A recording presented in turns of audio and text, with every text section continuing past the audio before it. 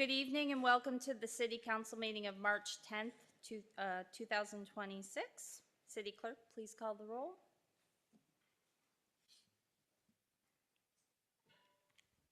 Thank you, Mayor. Council members present and establishing a quorum are Council members Fulcher, Beaumont, Hanford, Walker, Gamble, Fisher, and Blair. Thank you. Councilmember Gamble, please lead us in the Pledge of Allegiance.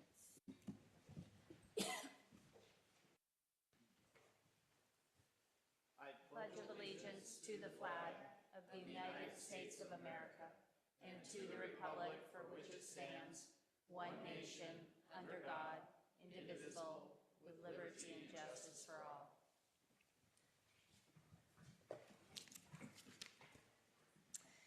Since the time that the agenda was posted, there has been a request to add an executive session to the agenda. Unless there are objections, the agenda will be amended to add the executive session after announcements and presentations. Thank you. Next item is public comments.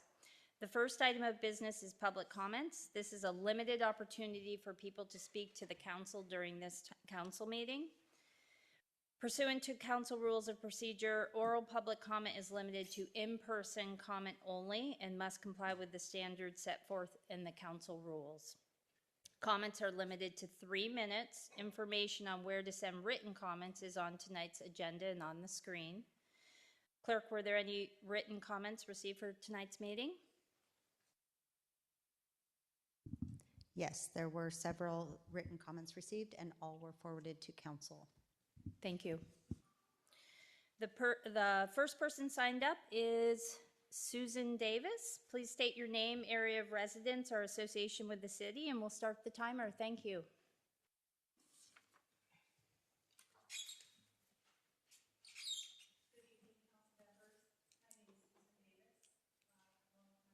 We own the Davis annexation properties.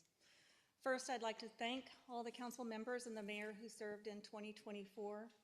Through your votes, letters, and testimony before Snohomish County Council, you helped secure a unanimous 5-0 decision to include these properties in Monroe's urban growth area. Together, the City of Monroe and County Council recognized a unique opportunity that this property could help provide much-needed housing at a time when we are facing a historic housing shortage, both locally and nationally. This need for housing is widely recognized, and communities like Monroe play an important role in meeting that need. The decision before you now isn't whether housing can be built on this property, because it can. The only question before you tonight is simple. What is the most appropriate zoning for this property if it's annexed into the city? As the property owners, we're asking that you apply the R7 zone to this property so it aligns with the character and the density of the surrounding areas. Some in the community believe that if you don't pre-zone this property or annex it, development won't occur or that it will be less dense. But that isn't the case. According to our consultant, development under county regulations can produce densities similar to or even greater than what the city would allow, but without the benefit of planning for improvements that would benefit this community. Annexation is simply a process that allows the city to work with us to create a development agreement that ensures the property becomes a well-planned, fully integrated part of Monroe's future rather than outside of it. We would love to work with you in bringing these properties into the city so we can add a mix of housing options and trail connections that improve neighborhood connectivity in this area. Thank you for hearing us tonight. Thank you. The next person signed up is Olin, is it Siebert or Sabert? Thank you. If you could state your area of residence. My name is Olin Seibert. I live in a little to the west of Eaglemont in Monroe. And I'm here to say I don't believe the council should approve this rezoning. When the magic zoning fairy comes along and sprinkles pixie dust on those 20 acres, it creates $150 million of real estate value or more. And that's a great thing for the people who get that value, but it's not a great thing for the animals who no longer can live in the forest that will be clear-cut and will never come back. It's no longer a great thing for our community that enjoys and appreciates the natural spaces that are still part of our area. Not much has changed in those areas. The parts that are developed up along 130th Place, those are respectfully placed within the lands that are there. The people on 130th, as part of Eaglemont, they're going to be sore disappointed when they discover that their tiny little lots, occupied by their rather large houses, now face clear-cut forest and a bunch of new houses across from them. That's a lot to change. And this seems to be, to some extent, the way that Mainview operates. The people who had Rainier View homes, they were probably pretty disappointed when houses were built just downhill from them. So I would strongly urge the council to preserve the natural space, to apply zoning that is appropriate to that area of the community, and not to let the creeping urbanization slowly move up the hill.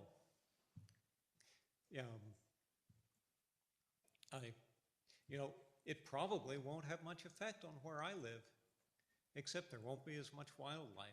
There won't be as many deer.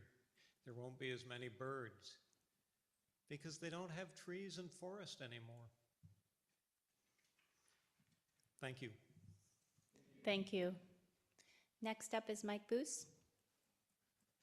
If you state your name, area of residence, and we'll start the timer. Thank you. Buse. Buse. Hi, I'm Mike Always with the mispronounce. Chamber of Commerce from Monroe. I don't live in Monroe, but I'm representing the Chamber from Monroe. I lived here my whole life. I just happened to move out to one town. Anyways, I just want to say that we're excited. You guys are voting tonight on the Union Bank building. It's going to really give some good exposure to the Monroe Chamber for the patrons of Monroe to drive by and see a visitor center instead of having to go down a side street. We're super excited to be there. There was some concern whether we'd be able to move into there in 60 days once all of this is done. I would say yes, we're excited to move in there. However, I need to make sure it's safe for my staff to occupy. So we need to check out the heating, the plumbing, the air conditioning, the electrical, all of that stuff. But should it be safe for them to move into, I'm willing to move in there right away. And I just want to say thanks for everybody and putting all this together. Appreciate it. Thanks. Thank you. Next person is Peggy Nielsen. If you could state your name, area of association, and we'll start the timer. Thank you. Hi, I'm Peggy Nielsen, representing the Monroe Library. I just wanted to come by and say hello to everyone and give a little update on what we have been doing at the library and how we've been connecting with the community. You may know if you come to the library that some of our biggest audiences and most enthusiastic are children and families, and so we do a lot to try to engage with them and promote literacy and community connection. We have our story times. We have a little science lab, which promotes science and natural learning. We also have a newish program called Sensory Stay and Play, which provides a sensory-friendly place for children who have spectrum diagnoses or families who just are interested in learning more about that type of space. And we also have some purely for fun programs, such as a Pokemon party for all of the fans of Pokemon in town. We also try to engage with our teen audiences through craft programs like embroidery and origami, and through gaming and hangout programs that can provide them a positive space to spend time after school. And we also have options for our adult patrons, such as a writers group, a weekly tech help program, so if you need help with your Kindle and downloading ebooks, come in on Thursdays, and programs on things like local history and Washington State history, which are always really popular here in town. And we also look forward to seeing you at some of our local events and outreach, such as the upcoming Egg Hunt and school events, such as the Sky Valley Education Center's upcoming Earth Day and Pi Day events. So that's just a little bit about what's been going on over at the library. Thank you for having me tonight, and I hope that we can see you all at the library soon. Thank you. Next person is Mary Ann Bradfield.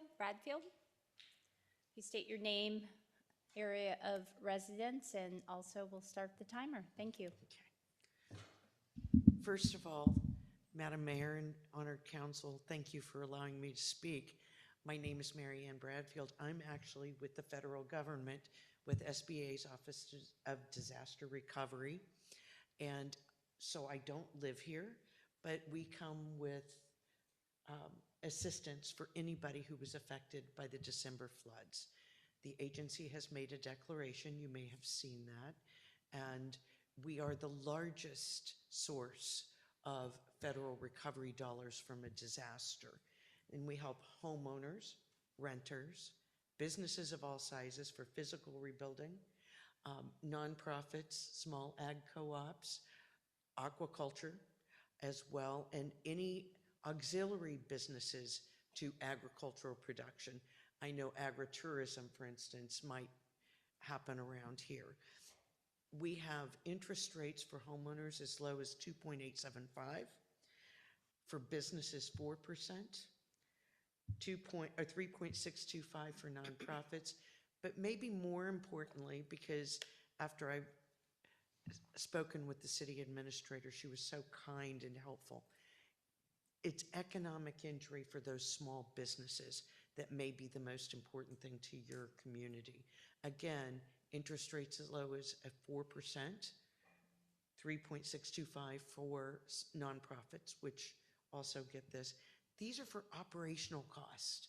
Even if you didn't have any physical damages, and you're a small business, but you were hurt by the highway closing or people not being able to get out to your business and commerce just stopped, we may be able to help.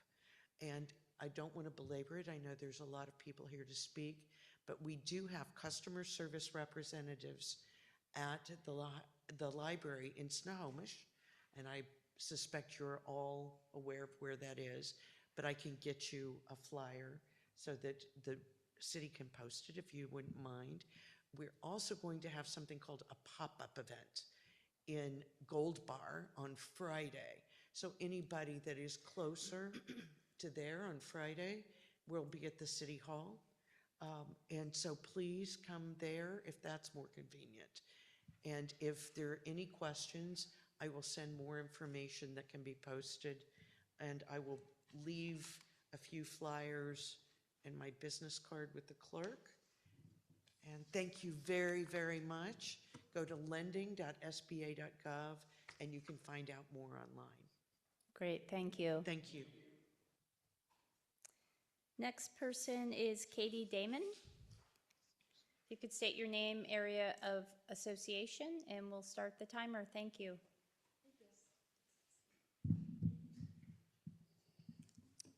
My name is Katie Damon, and I live in North Monroe. Good evening. I'm here tonight to discuss the Davis annexation. I have my bachelor's degree in environmental science from the University of Washington, and my husband Andrew is an Eagle Scout, so it was an easy choice for us to move and raise our children in a city at the base of the beautiful Cascade Mountains. As I look out my kitchen window while doing dishes, making meals for my family, entertaining friends, and as I walk out my front door, I look directly into the Davis property. Right now, it's gorgeous, native, wild landscape, but I fear that I will soon be looking at a homogeneous housing development. This truly breaks my heart for my children and for my neighbors.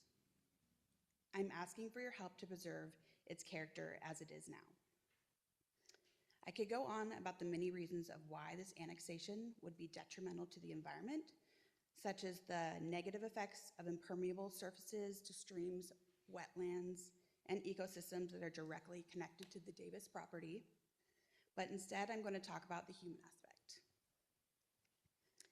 I have two children. Henry is 4 and Vivi is 7 months. They are the future chain-like cheetahs, Monroe High School Bearcats, and as a mother, it is important for me to stand here and voice my concerns about taking away beautiful, private, safe property that we work so hard to give them. I'm not naive. I know that money makes the world go round, and that's important for any growing city, but so are the current residents and future advocates of our community, like my children. Please think of them and the other future citizens and leaders of Monroe while this annexation is being proposed to you. Thank you. Thank you. Next up is Chris Pelaqua. Did I say that right? Peliquin? Yep. Awesome. Thanks. If you can state your name, area of association, we'll start the timer. Thank you. Sure. So my name is Chris Peliquin.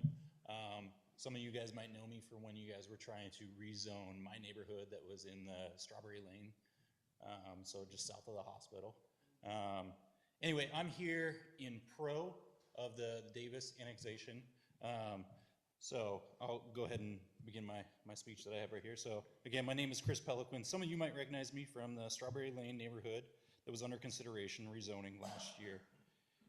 At that time, many of our long-term residents, some of which were here 30 plus years, were under consideration of rezoning that place for multi-story apartments as well as businesses underneath, which would then displace a lot of the individuals that live, like I said, for 30 plus years in that neighborhood, which all of you had voted, very thankfully, in favor of not rezoning that area. However, it is under consideration that, or knowing that it could possibly be for consideration in the coming years, as you know, growth is needed in Monroe. And so I would have you look at that vacant property that would not displace any current homeowners, especially ramblers that be, which is now a rarity in our building market, to again consider that you are not displacing any homes and look to a vacant residence of 20 such acres to be able to build. I've heard a lot of you talk towards the fact that it's a nature preserve or nature habitat, which is great. I totally respect all of that. But what some of you don't know as council members is a majority of that land has already been cleared. So there's a good portion of it that is now just grassland. So there's only a small portion of that that is actually available for the wildlife. But like I said, more importantly, growth is needed. That's a great spot for it because there's multiple avenues as people, you know, go to work and stuff like that, that they can be able to take back roads and it's not going to congest traffic while still providing them access to our city centers that can provide business to all of those communities as well. So thank you for your time.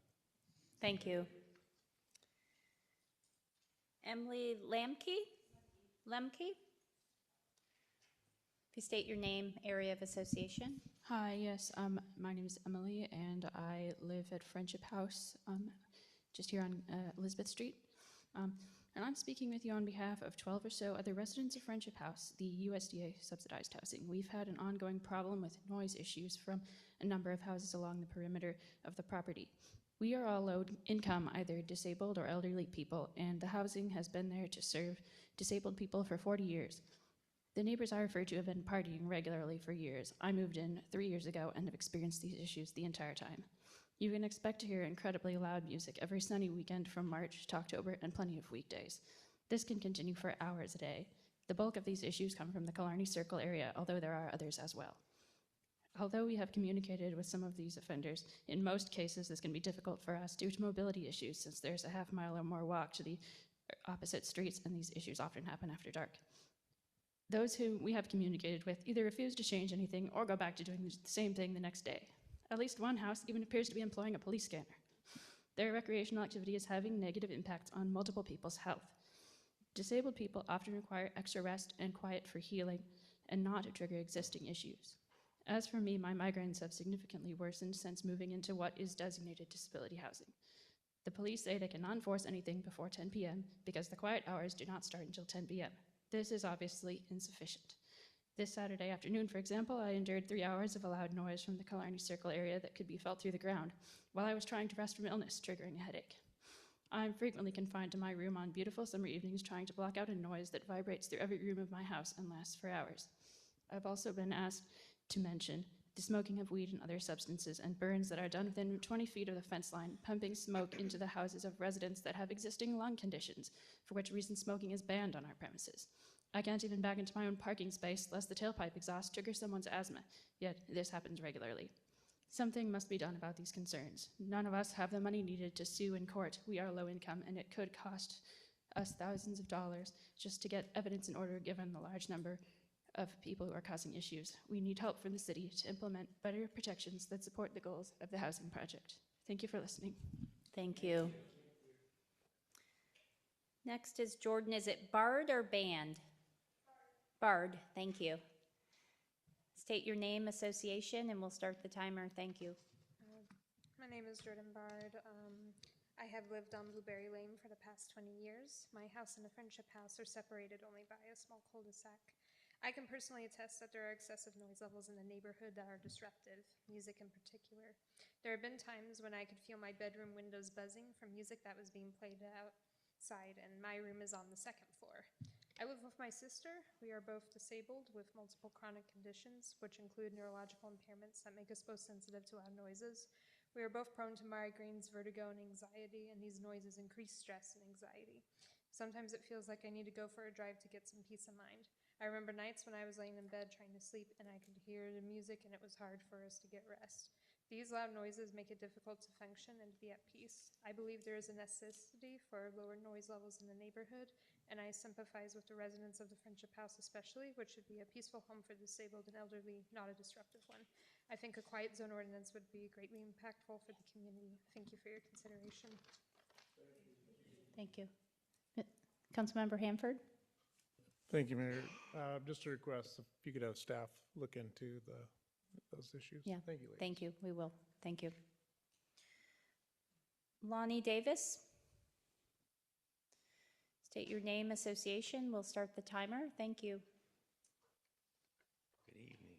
My name is Lonnie Davis, and I'm here to talk about zoning for the Davis annexation. I'd like to ask a simple question. Who speaks for the future homeowners of Monroe? The reality is the families who will live in these homes one day are not likely to show up years before a project even begins. And today we are at least 3 years away from anything actually being built. The public process at the local level naturally reflects the voices of current residents. And over the past 2 months, you've heard from many of them. Many already own homes in Eaglemont or nearby areas of the county, and they understandably have strong opinions about what should or shouldn't happen on our property. But we also have to acknowledge a broader reality. We're in the middle of a housing crisis. We need more homes. We need more supply. This isn't just a local observation. It's being emphasized at the state and local level. It's why legislation like House Bills 1110 and 1220 were adopted, and why the city of Monroe is currently working on its own missing middle housing regulations to expand housing options in our community. Regional planning agencies are also very clear about the need. The Puget Sound Regional Council estimates that our region will need 800,000 additional housing units by 2050. Snohomish County alone needs 167,000 new homes, and the city of Monroe has been allocated 2,216 homes by 2044. So the question becomes, where should those homes go? Somewhere else, right? The answer is no. This property is already inside the urban growth area, where growth is intended to occur. That means the future of this land will be housing. The question is not whether homes will be built, it's whether the city of Monroe has input into how that happens and how it will benefit this community. This project represents a rare alignment: willing landowners, a community that needs housing, and infrastructure that's already in place with available capacity to serve this property. The Puget Sound Regional Council has stated that the region must act with urgency to address the housing needs of all residents, and that includes the residents who will live here in the future. For that reason, we are asking the City Council to help move this process forward by zoning the property R7, so we can work on the development agreement so this property can be planned in a way that aligns with the surrounding neighborhood and with Monroe's housing goals. Thank you. Thank you. That comes to the end of who has signed up. Is there anyone else wishing to speak? Thank you. State your name, association, and we'll start the clock. Thank you. Thank you. David Toyer, Toyer Strategic Advisors, 3705 Colby Avenue, Suite 1 in Everett. And our firm represents on the land use consulting side the Davises in their annexation. Appreciate your time this evening. Just kind of wanted to start off by saying I've been doing this for 25 years now. It's hard to imagine I look at the gray now in my beard when I stand there in front of the mirror, and I've been doing this for 25 years. And for 25 years, there has always been this challenge as it pertains to growth. We have a state growth management act that says that communities have to plan for growth, and then they have to allow it to actually happen. And there's an extensive planning process that involves 20-year plans that are reviewed and updated every 10 years. There's regional, countywide planning policies. There's multi-county planning policies. There's this massive structure around planning. And yet, despite all of the planning that we've done over the last 30 years in the Growth Management Act, we still have a deficit of housing being created.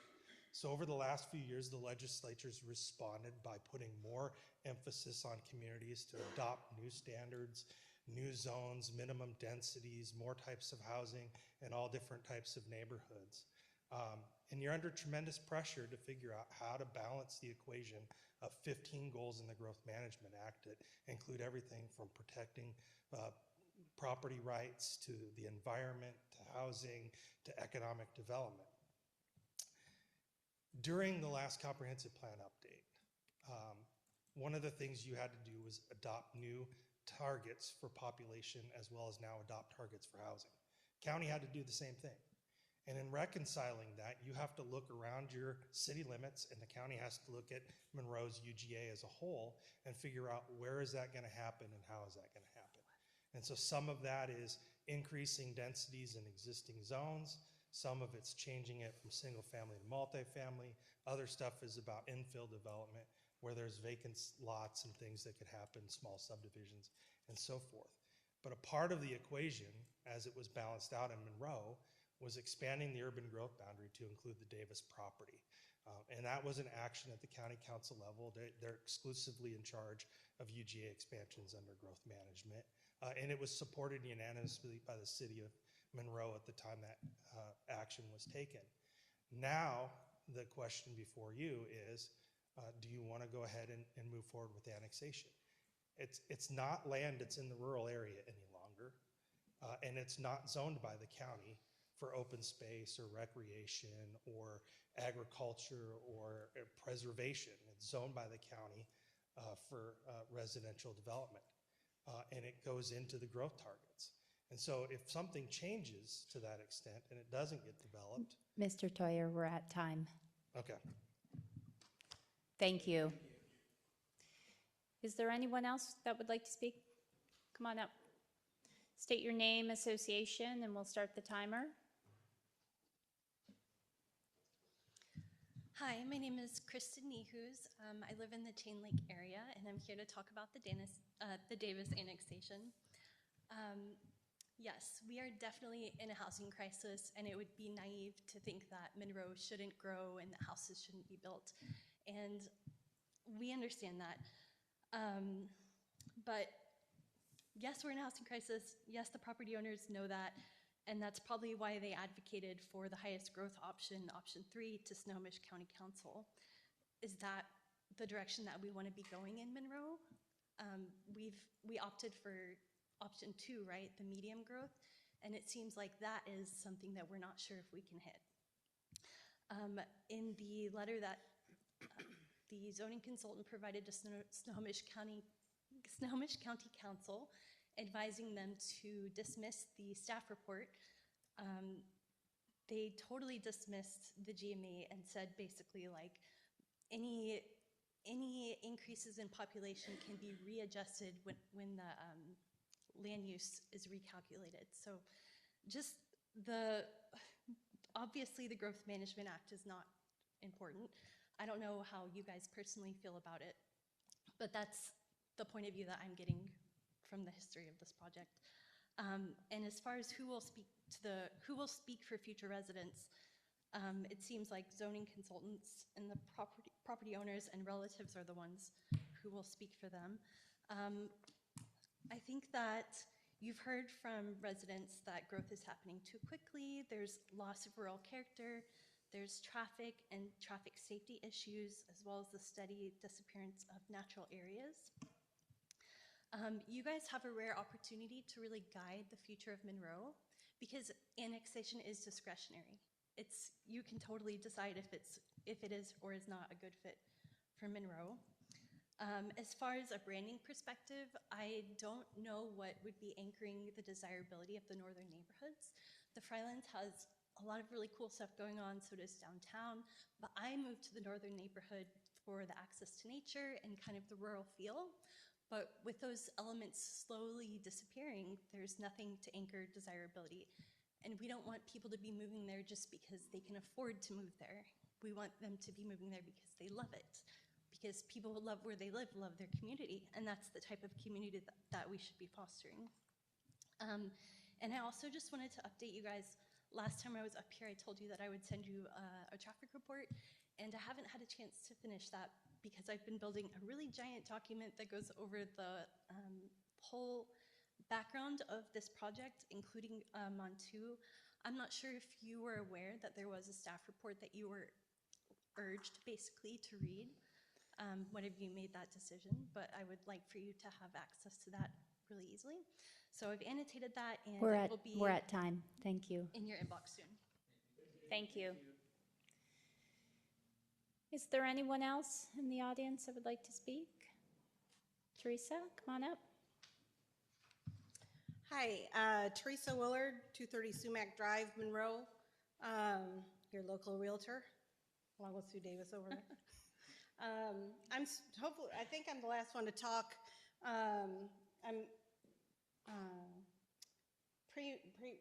Ahead of Lorraine Ralston, who's here. She's the speaker tonight, and she's our Washington State America's semi-quincentennial 250th birthday celebration coordinator.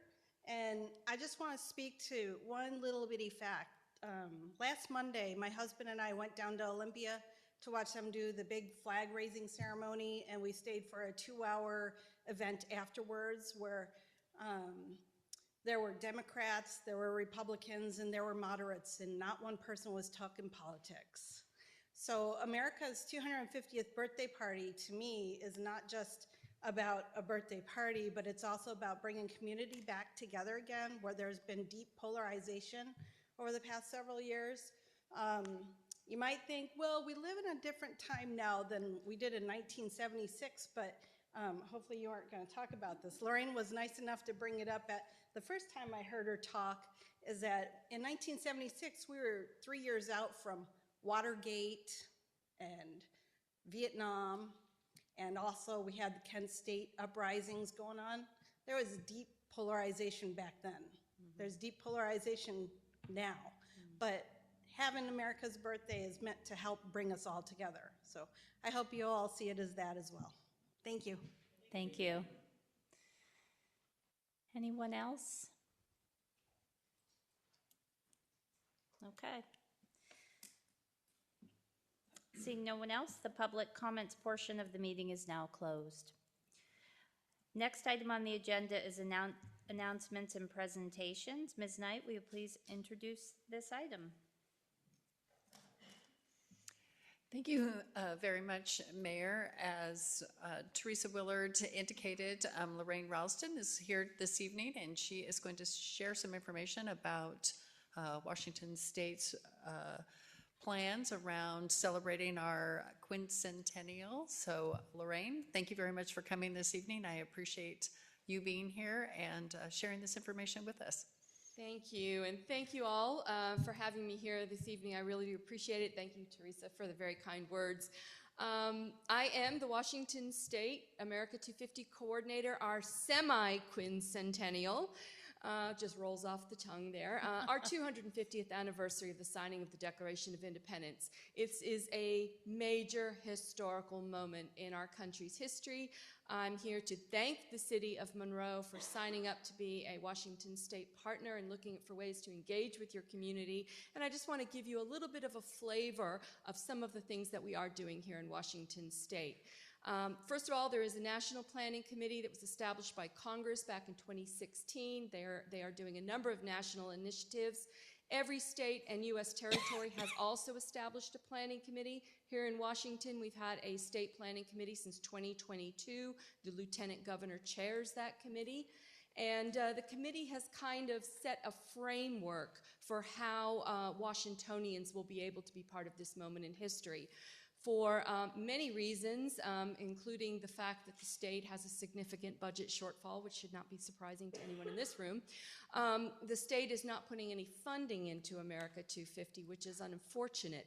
But the strategy for our state has always been to have this moment in history to be a decentralized, locally led effort, where every community in the state decides if it wants to be part of this moment in history, and if it does, how it wants to be part of it. As Teresa mentioned, we're a very polarized country right now. We're a polarized state. We're polarized communities. We have trouble agreeing on things. So we feel the best way for communities to make this moment meaningful to people is for the subject matter experts of the community to decide with the people of how it will be marked here in Monroe. And what you guys might decide to do here will be very different from what they're doing in Pend Oreille County and what they're doing in San Juan County and what they're doing in Wahkiakum County. And that's by design. We want people to feel part of this moment in history. We don't want anyone to feel excluded. We don't want anyone to feel, or any community to feel, that we don't have finances, we don't have money, we can't participate because we can't afford anything. That's not the intention. There are many simple things that can be done this year that are cost effective, don't cost anything, but can bring communities together. The entire 2026 is the anniversary year. We have identified 4 key dates that we do hope organizations and communities can try to do something around. I've left a packet of information for you, and there's flyers on each one of these dates. The first date is June 14th, which is Flag Day, and that is going to be a day of service. It's all about volunteering. It's about encouraging individuals to volunteer. It's about rekindling that culture of volunteering that we have in America that goes back to the 1770s and Benjamin Franklin and the first volunteer fire department in the country. We're encouraging communities to have volunteer projects, something the community can rally around and come together and do, or just getting out there and doing individuals. It's a great way to give back to the community and also recognize all of those members of the community who do give back, whether it's the volunteer at the food bank or our first responders or our veterans and military members. The second key date this year needs no explanation. It is the culmination of America 250, the 4th of July. That's what we're working toward. And we want every community in the state to try and do something to mark this occasion. Many communities have 4th of July events, but there are a lot of places in the state that don't have an event on the 4th of July for many reasons, primarily because they can't afford the overtime in their community, or they can't compete with the big city next door. We have a number of very simple suggestions for communities to do this year on the 4th of July. We hope every community will be able to do something. We will be asking, for example, for a proclamation from the city. We've got a template that we'll be sending through. We're asking for public readings of the Declaration of Independence, ideally with young people in your community. It takes about 15 minutes. We did this in Olympia last week. It was absolutely powerful to hear young people reading the Declaration of Independence. And to be fair, I bet most of us have never read the document. We know the first paragraph. That's about it. We're encouraging community potlucks. The state of Utah is sponsoring America's Potlucks, so we're encouraging people to have potlucks with their friends and family or with communities during the holiday weekend. At 2:50 in the afternoon on July 4th, we're encouraging people to go outside and wave an American flag and try to capture this video content around the state. We're encouraging communities to get together and take a photo of the community. Get as many people together in one place, get somebody up on the roof, take a picture of, this is us, July 4th, 2026. We were there on the semi-quincentennial. Can be a nice souvenir for the community. We have a commemorative apple pie recipe, so we're encouraging people to have apple pie, soon to be followed by a commemorative cherry pie recipe, because the Cherry Commission is outraged that they're not included. but just some simple things that any community, whether it's a big city or the small town that has 150 residents, people can come together on the 4th of July. And of course, you can do anything else, kids parades, dog parades. It doesn't have to be fireworks and big parades and things like that. It can be simple things. The third key date will be August 8th. That's going to be Washington Museum Day. We hope all of the museums in this state will be open that day for free or with discounted admission, not just history museums, but cultural museums, art museums, all of the museums. We want Washingtonians to get out there, explore a little bit of the state, learn a little bit more about our history. And the final date will be September 17th, which is Constitution Day, and that's going to be a day of civic engagement. We're really looking to remind all of us of our responsibilities as citizens in a democracy. I think we saw a great reflection of that this evening with all the wonderful public speakers coming here to address their local government. We're encouraging communities to be creative for the Day of Civic Engagement and really try to engage with young people in the community, the young people who are going to take us to the tricentennial in 50 years, those future leaders of our communities. We have lots of ideas about trying to get young people engaged and get them interested in government and being part of their community. There's lots of other things going on. I could talk, as Teresa knows, and Councilmember Beaumont knows, I can talk for a long time about all the things that are going on, but what I'm here to really tell you is that there are lots of ideas, there's lots of opportunities for engagement, there's lots of opportunities to get public, your community learning more about its history, our role in the national narrative of America's story, our chapter of the American story, the local voices, the people who built your community. There's lots of opportunities to be engaged. Your historical society is participating, your arts council is participating, so there's organizations here that want to be part of this.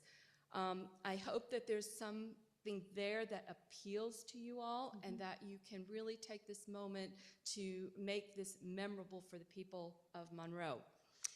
Just briefly, just in case you don't know, you did sign up to be a partner. Our partnership program is free for any nonprofit. And if any of you belong to nonprofits in the community, you're free to sign up as well. We have almost 800 community partners around the state of Washington now. You do get a number of benefits as a partner, and just to highlight a couple of them, we do have a statewide events calendar for America 250, so anything that you all are doing for America 250, if you want to have a special council meeting and show one of our beautiful videos, you can put that on our events calendar. We're working with tourism agencies around the state to help promote all of these events so people can really tap into this concept of heritage tourism. We have a monthly newsletter that goes out, which has lots of, I hope, good ideas and suggestions for community engagement. We're kind of taking ideas from around the state, and there's some fantastic creative ideas that are bubbling up around Washington. And we just kind of want to put that out there, and there may be something that would work for your community. Or you guys might have a fantastic idea of something you want to do here, and I'd love to push it out around the state, because I guarantee you there's a city council sitting in Stevens County right now thinking like, oh my God, what are we going to do here?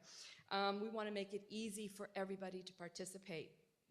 We have a lot of resources on our website. I encourage everyone to go to the website, america250wa.org. Almost everything is available to the public. There's only a few things that are password protected. The other thing that we would encourage the city to do is perhaps put up our historical panel exhibit, which is called Moments That Made Us, us being the United States. It explores some of the ideals from the Declaration of Independence during the past 250 years.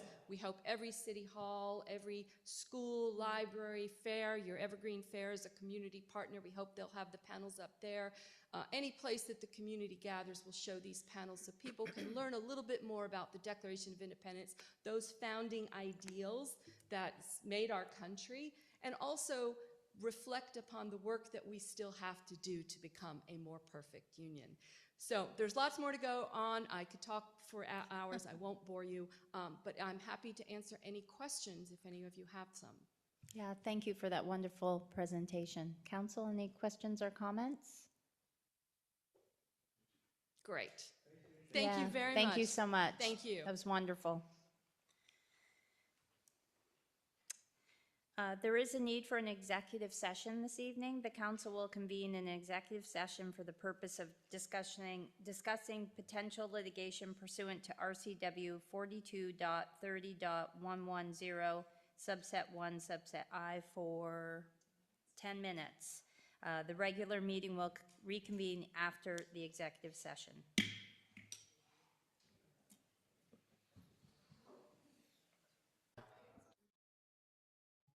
The executive session has been extended 5 minutes.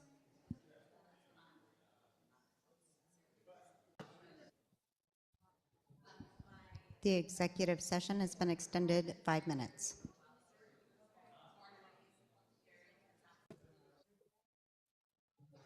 The executive session has been extended 2 minutes. City council meeting is, now we're ready. City council meeting is now reconvened.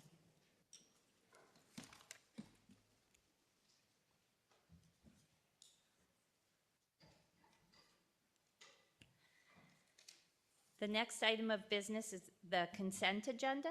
Council? Councilmember Fulcher. I want to pull 6.5, so I will move that we move to approve the consent agenda minus 6.5. Second. Motion has been made by Councilmember Fulcher, seconded by Councilmember Gamble to approve the consent agenda minus item 6.5. Any discussion? All those in favor say aye. Aye. All those opposed say no. Motion passes 6-0. Let the record show that Councilmember Hanford is not in the chambers yet. Okay, Councilmember Fulcher. Thank you. I do I have a question because I live in a neighborhood where this utility project has already happened, and I see that we are dealing with the same companies again. And I spoke with several of the people who live in that area, how long that project took, how it was so much beyond the expected time in their eyes. I need to have that confirmed by the staff, and also talk about what accountability or enforcements do we have when companies are taking way too long. This is a real disruption to people's lives. I mean, we had the end of Sam Street closed for quite some time. So that's my question. Mr. Peterson, thank you.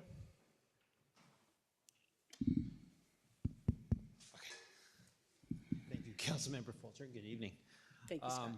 Yes, the contracts are awarded based on low bid. It just so happens that that contractor was low bid for both of those projects in the Sam's neighborhood and the Short Columbia, the Sumac neighborhood. In the contracts, they do have a working performance known as working days, and that's what they're held to. If they go beyond those working days, then they are subject to liquidated damages, a monetary penalty for each day that goes beyond.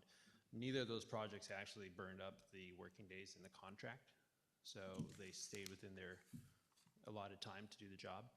So, you know, we apologize to the neighborhood. You know, things take long. Sometimes the weather gets in the way, or, you know, some other circumstance beyond the contractor's control gets in the way. In that case, we won't charge him a working day while he's out there. I don't know if that existed, if there was something that happened on the job, but the contract did perform his duties within the allotted time frame that was in the contract. My concern is that the one particular resident that I spoke with called City Hall 3 different times and got 3 different dates as to when it was supposed to be finished. So I think that our communication should be based on that farthest point out, and we can happily surprise people if it ends early. But when we're told, let's say, you know, it ends on August 8th, and yet the contract will still allow for them to be August 29th or something, and I think that we need to be a little bit better in our communication process and say, you know, they have until this far extended date to finish it. Let's see what happens. It was out on Short Columbia. It was coming up on Sumac at the end of Sam's. Oh, Sumac, okay. Gotcha. Yeah, South Sam's. So, and that entire block was closed off to those residents, and luckily, some of them had back entrances, you know, from Adams Lane, but the other ones did not. And so the parking was a real issue down there. So, anyway, just saying that because, you know, I live in the hood, and therefore I get all sorts of people going, "Hey, Heather, let's talk about this thing." So I needed to have some answers, and I think your answer was My appropriate. apologies for that. No problem. I'm just going to give them your personal number. So, thank you, Scott. I appreciate that. That being said, since I still have the floor, I would like to move to accept contract number 2024063, Short Columbia Utility Project Phase 1, and begin the 45-day lien period, and authorize release of retainage bond upon filing notice of completion and receipt of State of Washington releases. Thank you. Motion has been made by Councilmember Fulcher and seconded by Councilmember Gamble to approve item number 6.5. All those in favor say aye. Aye. All those opposed say no. Motion passes 7-0. Thank you. And Councilmember Fulcher, we can bring communication of those contracts to P3. If you would like to do that, we can definitely do that. Add it to the chart of work. You're welcome. Thank you. Next item is new business item 7.1, introduction to pre-annexation zoning for the Davis properties with Amy Bright.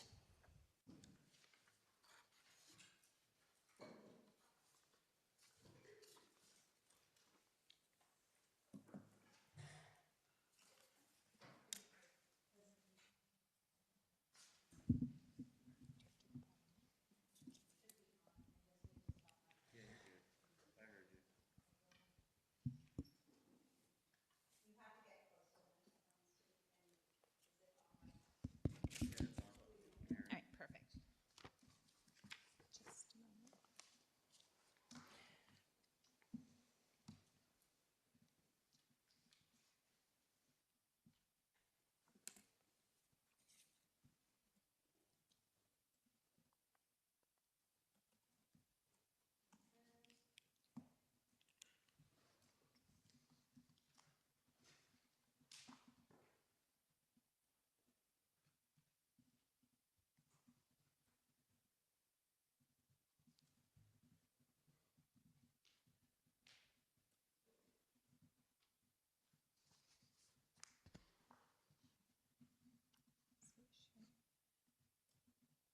Technology. I know. Hold on just, oh, I missed a button. There, we see something now. There we Yeah. go. Yes. There we go. All right, good evening, council members and mayor. I'm Amy Bright, a planner with the city. I have Scott with me with the engineering department, and also Kate Turtlow. We're here tonight just for the introduction for the pre-annexation zoning of the Davis properties. And these are the properties that were recently added to the Monroe urban growth area by Snohomish County. So the purpose of tonight's meeting is to introduce pre-annexation zoning and give you background, talk about some technical considerations, talk about the Planning Commission's recommendation to City Council, and then go over next steps and questions. So first is talking about pre-annexation zoning and the background. So what is pre-annexation zoning? Sorry, let me get where I'm at here. Under RCW 35A 14-330 through 340, code cities are allowed to apply zoning to areas that are reasonably expected to annex in the future. This is called pre-annexation zoning. The intent is to ensure orderly growth, prevent incompatible land uses upon annexation, and align future development with the city's comprehensive plan before annexation occurs. I want to point out what pre-annexation zoning does not do, and it does not approve annexation, and it does not approve a development application. So on the screen is RCW 35A 14-330, and it says that the legislative body, and I'm going to skip some words here, may prepare a proposed zoning regulation to become effective upon the annexation of any area which might reasonably be expected to be annexed at any time in the future, and at any future time. So this is important because this is why we're here today, for pre-annexation zoning.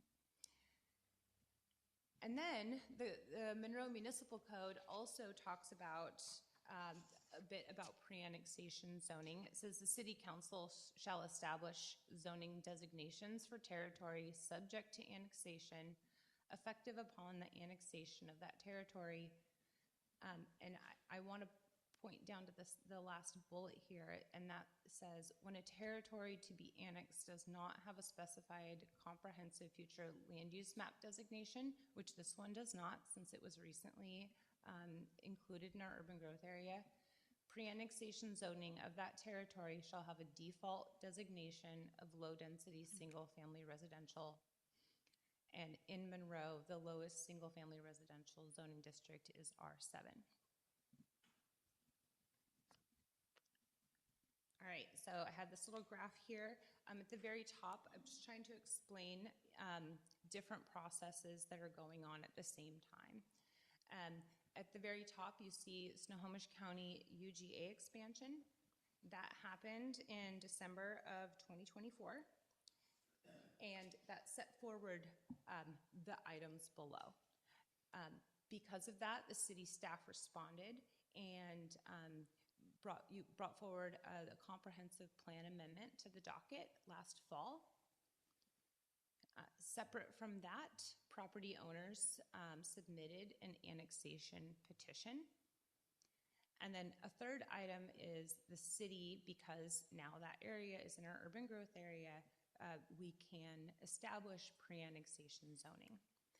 What you may remember is at the initial meeting with the annexation proponents, City Council directed staff, and I'll get to those exact words later, multiple items. One was an interlocal agreement with Snohomish County, another was to establish a development agreement, and another was for city staff to move forward with establishing pre-annexation zoning. So it's kind of two reasons why we're here tonight. One, the county brought this area into our urban growth area, and two, City Council directed staff to come forward with pre-annexation zoning.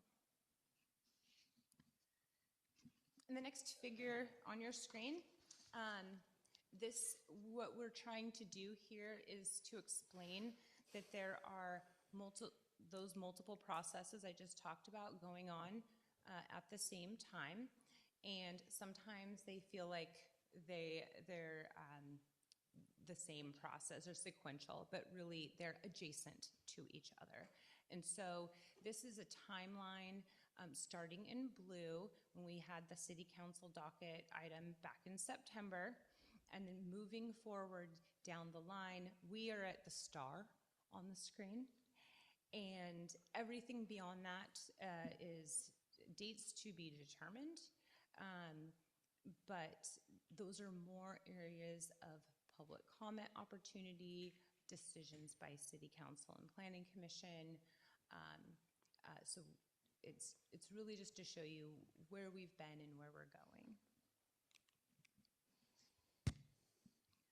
So moving on to the property itself, it is located north of the current city limits and north of the Eaglemont community. There's 4 parcels that are approximately 23 acres, and it sort of wraps around the water tower property that is currently in city limits. You can't really see it on this screen, but there is a small strip of land that's included in the Davis properties just south of the blue water tower property on the screen. The water tower property is currently isolated. Here is an aerial view of the properties. It may be hard to see, but to the south of the property, there's a small green blob. Let's see if I can. Right here, there's a wetland on site that was identified by Snohomish County. So while no official environmental reports have been done yet on the property, we do know that there's a wetland here.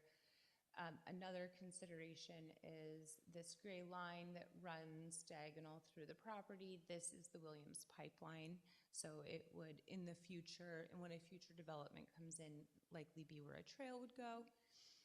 So I just wanted to provide another view of the property in itself.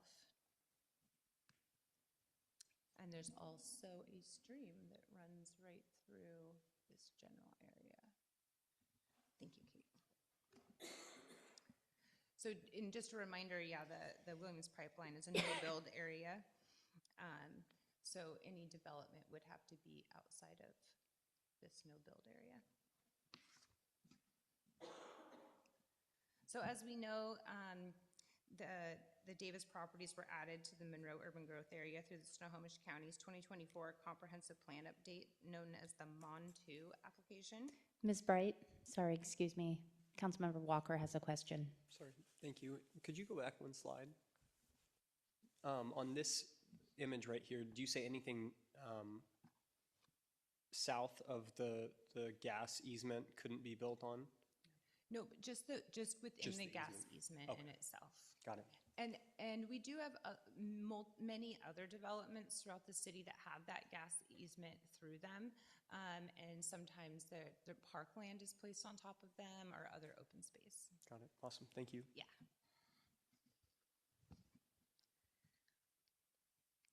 So back to the UGA expansion, the Monroe City Council submitted a letter of support during that process.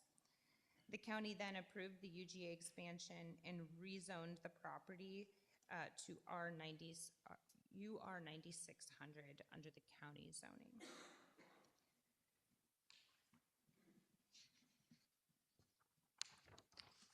All right, so as you also know, the Monroe 2044 comprehensive plan was completed in December of 2024. And because both actions happened at the same time, our Monroe 2044 comprehensive plan did not include the Davis properties. So because of that, staff initiated a comprehensive plan amendment docket item to expand our urban growth. Our urban growth area is already expanded to include that on our city maps. And then after that, on July 24th, 2025, the city received a notice of intent to annexation from the property owners, the Davis family. When we receipt of the notice of intent formally initiates the annexation process under state law. Once an NOI is received, the city has 60 days to bring the annexation proposal before City Council for consideration.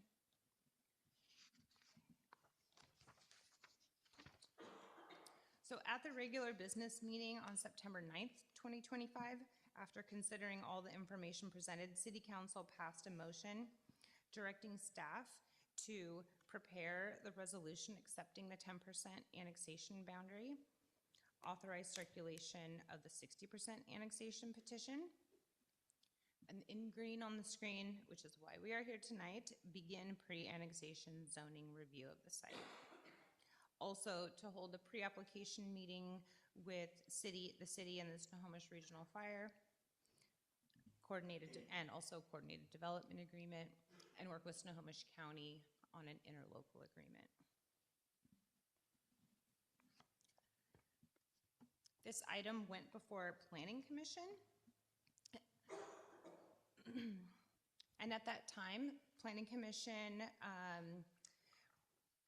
reviewed the R7 zoning, and they actually came back and said, hey, we would like to see some options here. Can you do an analysis on R15 zoning? And staff brought that forward to them, and ultimately they're recommending to City Council to choose the R7 zoning for these properties.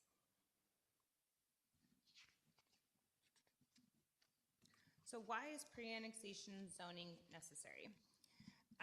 Because the properties are now within Monroe's urban growth area, but are not yet shown on the city's adopted future land use map, MMC 2276-030B applies. And that's the section of code, it's on the screen as well, that says when a territory to be annexed does not have a specified comp plan designation, pre-annexation zoning of the territory shall have a default designation of low-density, single-family residential.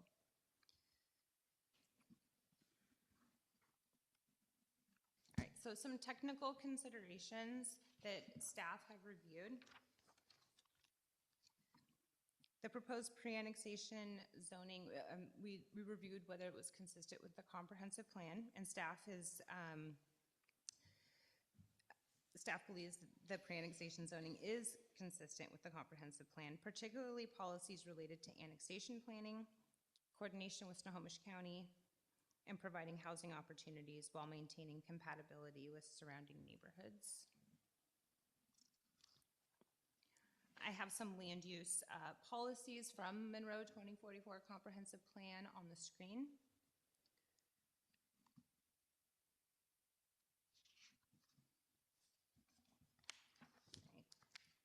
So the State Environmental Policy Act, or SEPA, requires state and local agencies to evaluate the potential environmental impacts of certain actions. While annexations themselves are not subject to SEPA, related zoning changes are. For this annexation, pre-annexation zoning, a SEPA checklist was completed and a determination of non-significance was issued on November 1st. The DNS means that the proposal is not expected to have significant environmental impacts. The comment period and appeal period ended with no comments or appeals filed.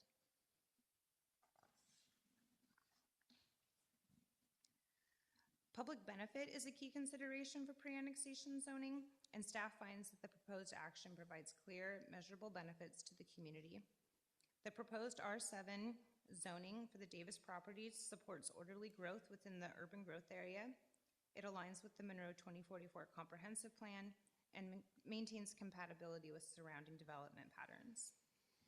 Establishing zoning prior to annexation provides predictability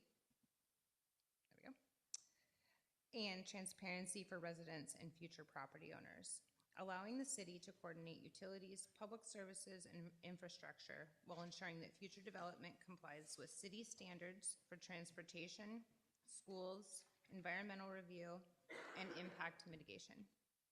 A major benefit is that the development under city regulations ensures a higher level of consistency, accountability, and mitigation than what would occur under Snohomish County standards. By taking this proactive approach, the city protects existing neighborhoods, supports fiscally responsible growth, and balances the interests of current and future residents.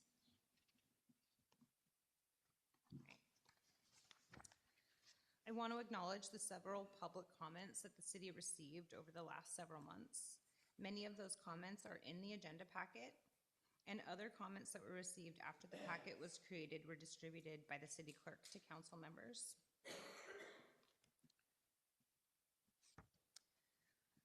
While a few comments were received in support of the pre-annexation zoning, staff received several public comments expressing a range of concerns. Staff have summarized the public comments received and have provided staff responses to each item. And those are available as an attachment in your packet. We're going to go over some of those items now. So many comments were related to R7 zoning. The current Snohomish County zoning of the properties is R9600. This is a single-family residential zoning designed to provide predominantly single-family residential development and achieves a minimum net density of 5 to 6 units per acre. The county calculates a density based on its net density, and the city does gross density. So it's difficult to provide an accurate maximum density under this zoning district, but we can get pretty close. It allows for various, the county allows for various residential uses, including single-family detached and attached dwellings, as well as townhomes. Councilmember Beaumont. Thank you, Mayor. Thank you, Amy. So you're getting at some of the questions that I was waiting to ask. My understanding was the county was R4, but that is obviously not what you're presenting tonight. You're saying that this is a 5 to 6 units per acre. I'm struggling to understand the net versus gross. I think you're explaining this, but that is not the case. R4 is not the case for Correct. county. So when Snohomish County went through the MON2 process, they established a zoning for these properties at R9600. So that happened in December of 2024. Yeah, I'm gonna jump in here. So the residential 4 was the city of Monroe's lowest density residential until we completed our citywide rezone in 2025. So our comp plan used to have a low density, a moderate density, high density in your comprehensive plan, and it gave you R4, R7, R15, and then the multifamily. When you adopted the Monroe 2044 comprehensive plan, the land use designations changed. So now for your residential, it's R1, R2, and multifamily. R1 is associated with your single family residential 7 units per acre. R2 is single family residential 15 units per acre. The county does not have an R4 designation. That was ours. So there might have been a little bit of confusion with that. Yes, The that's. R96 is urban residential. 96, they do the net. So net means the full area, you subtract out the critical areas, they would be subtracting out the Williams pipeline, they would be subtracting out where the future stormwater pond would be, and roads and access. Typically that's around 25 to 30% of the area. Then they divide that by the 9,600, which would give you a total net units. Okay, because some of what I've been hearing from people in the community has been that maybe the county has lower density, and the R4, this is not the case. So that clears that up. Thank you so much. Councilmember Walker. I was going to ask the difference between net and gross density, but I think Kate just answered it. So. Okay, great. Yeah, I know Kate answered about net density. City of Monroe calculates based on gross density, so we take the entire site, and then if it's 7 units per acre, you multiply that acreage by 7, and that's your maximum gross density. You're welcome. Councilmember Gamble. Right, but for clarification, that's how we do the math, but there still is a net from the standpoint of when they go, because it has to be reviewed, they would go through, and there's gonna be critical areas that even with the R7. Correct, and so the way that we calculate our maximum is the way I explained it. That's their maximum, so they don't have to, actually, not everyone can achieve that depending on, roadways or critical areas, things like that. I guess what I was saying is the same fallout from the standpoint of critical areas that doesn't go away. Exactly. That's what I thought. Yeah. Any other questions right now, council? Okay, thank you, Amy. Go ahead. Perfect. So staff recommended to Planning Commission R7, which allows that. So R7, we'll dive a little deeper here. So when in the last year, the zoning the density calculations for our 7 zone changed a bit. And so it's 7 units per acre for detached dwelling units, and it's up to 14 units per acre for attached dwelling units. Going back to our initial meeting with the annexation proponents, we were asking, I think the City Council was asking for a mix of housing types, and so that density should fall somewhere in the middle of 7 to 14 units per acre. Any questions on that? Okay. Still, R7, what you see in the middle of the screen, is the lowest single-family residential zone in Monroe. Now that we no longer have R4. And our R7 zone allows for predominantly single-family detached and attached dwelling units. Councilmember Blair. Okay, back on that. One more clarification on the net and gross. So for R7, up to 7 per acre. So let's say you have a 1 acre piece that has 50% of it taken up with critical areas. Do you then get to cram those 7 units in that half acre, or do you only get three units or 4 units? 7 units is still your maximum. You still need to still need to make sure that you're providing adequate roadways. Parking is a big one that takes up space. Sometimes people can't achieve that. It's your maximum. So they could try to, but they may not be able to. That's how it would be less than 7 in that case? Yes, more than likely. And the reality is your critical area regulations do have the ability to transfer to the areas that are not impacted by the critical areas with a 30% density. So it's trying to get you as close as possible to the maximum, but it may not be possible. Okay, thank you. Thank you. So based on the current county zoning and the lowest single-family density, residential density in Monroe, R7 is the most compatible zoning that we have to the county's zoning. All right. So school impacts were a common topic raised during public comment. The Davis properties are located in the Monroe School District, with students attending Chain Lake Elementary, Park Place Middle School, and Monroe High School. As you know, the Monroe School District adopts a capital facilities plan every 2 years. That plan indicates the district generally operates near capacity by design. Current utilization rates are approximately 88 to 94% at the elementary and middle school levels, and 87 to 88% at the high school level. 5-year projections show modest increases at the elementary and middle school levels, and a projected combined high school utilization of approximately 104%. So based on their standard generation rates, development under the R7 zone could generate around 150 students. So these figures represent potential future build out and not an approved development proposal, because that's not what we have forward. A similar confirmation from the Monroe School District is provided as an attachment to this agenda item.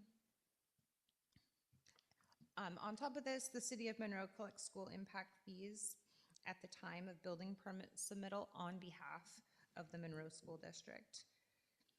I'll note that currently the Monroe School District does not impose a fee under its capital facilities plan. So while the city administers fee collection, long-term capacity planning and facility expansion remain the responsibility of the school district. They are also a party of record on legislative and development-related projects, and the city coordinates population projections with the district to support its capital planning efforts.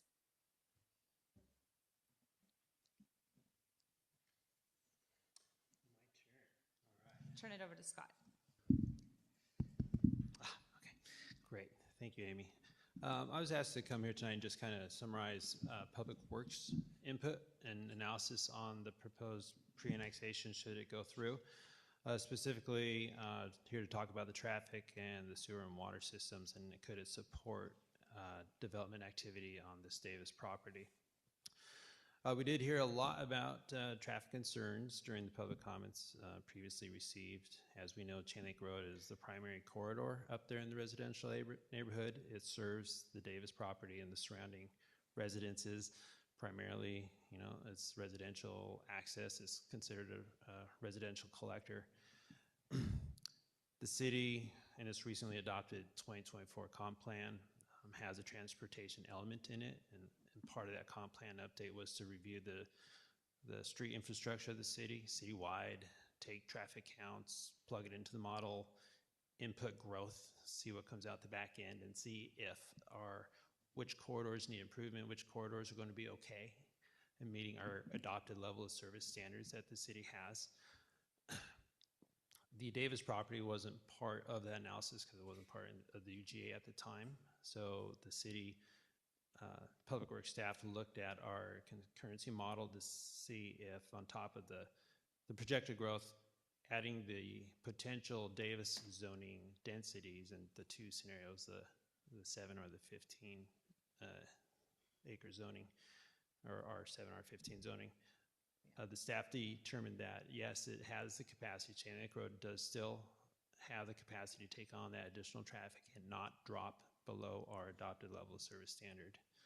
So would like to point out that this is just, obviously looking at a zoning difference. If the project were to be annexed, subsequently a development is proposed, the applicant would need to provide us with the traffic impact analysis, go through the SEPA checklist, a real project level review. If something comes up during that project specific review, the applicant would have to meet our regulations or standards, address some sort of mitigation that's needed, perhaps, if that was fleshed out. And then, of course, future growth does have to pay for the future of Monroe to some part. They have to participate in that. So the development will be charged traffic impact fees as part of any new development to help pay for our future infrastructure needs.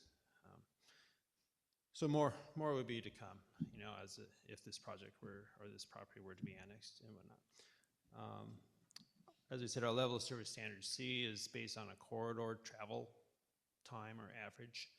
So in the packet, kind of gives some general details, but what it's pretty much saying is like people can travel along Chain Link Road as an average during the evening commute hours, depending on the speed, but we could only be going around 17 miles an hour from the top to the bottom, and still that would meet the acceptable levels.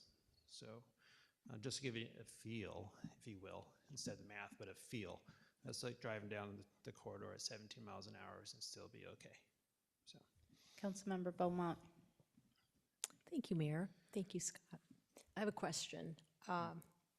Has the city historically adopted LOS standards of C? What have we traditionally, has it always been about a C? C is typical, not just for Monroe, but for most cities. Okay, that was my question. Obviously, this is a big issue, and it's, according to the attachment, level of service C means traffic is noticeably slower but still moving. Mm-hmm. So, and then the times that this data is collected is between 4 and 6 p.m. Is that standard? Has it always been that way? It's pretty standard. There has to be something special about a particular city where they want to analyze outside of those hours, but typically we look for worst case scenarios, and typically it's in the evening commute home. So 4 to 6 p.m., Monday through Friday. That's what transportation studies target and when they analyze, roadway networks. And right. And so we look at the 4 to 6 p.m. commute hours. Okay. And there was no change in that during the pandemic when people were working from home? I mean, I'm just wondering in your industry if there's ever been that sort of thought process that not everyone well, we didn't study it up, but probably went to an A+, at the time. Yeah. But yeah. Just curious about this. So that answers my questions. Thank you. Councilmember Walker. I remember when we discussed the city's LOS minimums a few years ago, and obviously when we first view that and we see kind of what it translates to the level C, it's kind of like, whoa, why would that be our standard? But if I remember correctly, granted, we would all want it to be A or B or something, but there is a reason why the floor is at C in our case, because there are potential perils associated with saying that our minimum is going to be B or our minimum is going to be A. Do you recall what I'm talking about? There's something that made it so. Yeah, I think Deborah Knight coined it pretty good back. I kind of remember that, but there is a definite cost associated with holding to a higher standard. Say you want all your roads to be level service A. That means in the evening, no one's going to essentially be driving the speed limit. No hiccups, nowhere. To have a road infrastructure to be able to support that would be extremely expensive. And so there's an economic factor behind it. So a lot of cities sit there and say, that's pretty expensive. There's ramifications behind that. C is pretty average for, cities, to adopt. And then you'll find on some really heavy corridors, they'll allow it to be slower. They'll get down to a D or an E. They will allow it to go really slow on the real arterial type corridors. But I was just going to say, even if we said, yeah, let's do A all around, I think there's some teeth to being wrong on that. Like if we did A and let's say all of our roads were running a B, maybe it's not being applicable for grants, or there are implications to that if you set a bar that you cannot meet financially. That's what I was trying to think of. But I remember this conversation, and maybe it's one that the council could revisit in the future, but Thank you. Councilmember Gamble. Yeah, I think one of the times that this was the most prevalent, and Kevin, you probably remember, actually, maybe you and the mayor, when we discussed this in regards to Blueberry, when we were looking at traffic. And that was the one that was the most for me, because it's always like, oh yeah, of course, I want an A. Like I'm an A student, right? I want an A.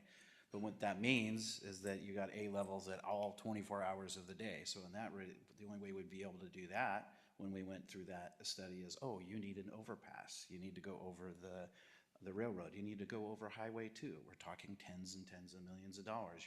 Where do you get the revenue for that?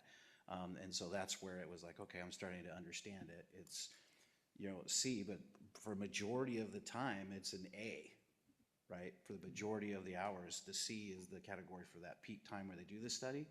And then the other part is that if you remember on the Blueberry, we looked at all kinds of different, options at that particular time. And there are ones that we were like, okay, this is really good. But then we look at this, we're like, okay, yeah, but that solves it for peak time. But for the other 85 to 90% of the time, this is really going to be a pain in the you-know-what. And so we settled based off of the data that were presented to us to what's there now. There's always going to be a little bit of a hang up there with the railroad crossing, to the stoplight. But I got to tell you, it's way better than it was with what we did there and putting that, that turn lane in. So anyway, that's my biggest, where I went through the learning process is like, yeah, this is not, there is absolutely intentionality to it. And unless we want, we're going to find all kinds of different revenue streams, and you have to do the T word, which you guys know I'm not in favor of that in any way, shape, or form. So there you go. Any other questions right now, council? Okay. Guess we'll move on to the utilities. So, okay, as far as water's capacity, the property is in our water system area right now, but similar to the road system, if and when the property turns into a development, they would need to install at their costs the water infrastructure that would meet our regulations and our standards. They'd bear that cost, and on top of that, of course, they'd also pay system development charges, which is akin to traffic impact fees. They're contributing money to the pot to support future capital, because all development, of course, has to share in the cost of the future as well. So we looked at the modeling. Our water system can accommodate the R7, R15 zoning development, whatever might be picked. Our water system can do that. So, and I will now turn to the sister of that one, and that's the wastewater. The sewer capacity is this kind of same vein. It is outside of the city limits, and so it was not part of the original utility system plan that we looked at in 2024. However, the staff did look at the modeling, and they said that the sewer system could support the Davis property should it be developed with either of the zoning ideas. They would have to, again, provide the correct engineering of a sewer to meet our standards. They would have to install the infrastructure at their costs. They'd have to pay the appropriate sewer SDS charges to support the future growth. Then that would all be flushed out when there's an actual development application, and we could really study what's up and what's being proposed. So, other than that, that's the Public Works report. So. All right, so a high-level review of environmental conditions was conducted as part of the pre-annexation zoning and SEPA review process. The site, as I mentioned, contains environmental features and constraints, including a few critical areas that influence the future development potential. Since pre-annexation zoning does not authorize development nor approve a site plan, no project-level impacts were evaluated at that stage. If and when a development proposal is submitted, a detailed critical areas review will be required, and project-level review would address wetlands and buffers, wildlife habitat, stormwater management, and compliance with cities' environmental standards. So any future development must avoid, minimize, and mitigate impacts consistent with city and state regulations. All right, moving on to Planning Commission's recommendation. So, Planning Commission held a public hearing in January? Thank you. I was like, that's not right. In January, and ultimately they made a recommendation to City Council that you choose the R7 single-family residential zoning district for these properties because it's the lowest density single-family zoning district and it's compatible with surrounding zoning districts. It's consistent with the Monroe Municipal Code and the Comprehensive Plan, and it will support orderly annexation. Their findings of fact and conclusions of law and recommendation of City Council is attachment 1 of the packet tonight. All right, because I'm reiterating this again, going back to RCW 35A 14330, just reminding council that we are here because state law allows you to prepare proposed zoning regulation for any property that would reasonably be expected to annex into the city.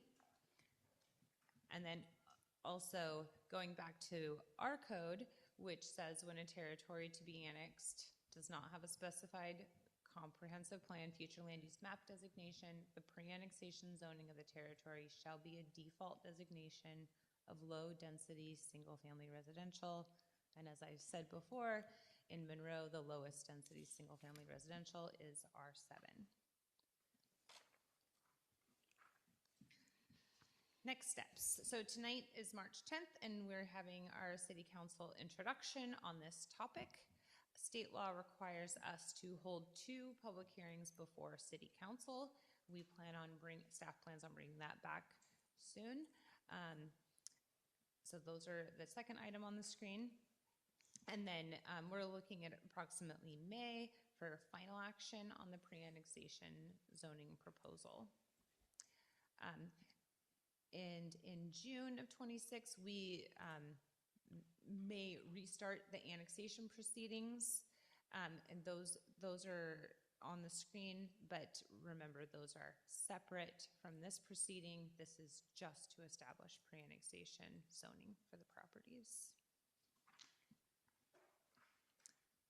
And are there any questions that City Council has before we bring this forward to public hearing? Councilmember Blair. Just to get an idea of like compared to what's already there. So I had heard Eaglemont was R4, and now this would be R7. So I mean, the I didn't ask Eaglemont in advance, neighborhood sorry. adjacent, just immediately adjacent to these properties, was built out under R4 zoning. Currently, those properties have all been rezoned to R7. So they are R7, which is our lowest single-family residential zoning. And the lowest that we have available to you is what we're proposing, what Planning Commission recommended, which is R7 for the Davis properties. What I'm asking is, imagine Monroe and the comp plan goals are talk about variety of housing. We've been hearing that the 4,000 square foot homes are not affordable and they're not giving varied options. So a benefit, the Growth Management Act wants to keep growth together. And so the density thing for me is important. And I'm trying to figure out, would R7 would theoretically get us smaller houses on the same size, on the same property that compared to Eaglemont. I'm going to take this for Amy. So I want to clarify, Eaglemont was in R4. However, it was developed as a planned residential development, which they got a 30% density. The trade-off being you got trails, you got parkland. The city chose in 2019 to get rid of the PRD code, so we do not have that anymore. The R7 zone, one of the things that you have already done last year was you did the interim housing regulations that Anita had brought to you, and that allowed the ability to have townhomes in the R7 zone. So had that not occurred, all you're getting is 7 units per acre, which is the most consistent to the R96 and the R4. Again, we did the city-wide rezone last year. R7 is the closest we have, but with the work that Anita has been bringing to you, you now have the ability to have townhomes, and that is that 14 units per acre, and we do not regulate based on minimum size of lot. Instead, it is gross density, and then you have to meet the setbacks. Of course, you have to have all of your infrastructure, roads, storm, but it's by width of lot, setbacks, and lot coverage.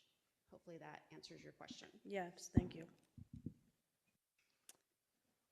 Anything else, council? Any questions for tonight? Knowing Councilmember Fisher.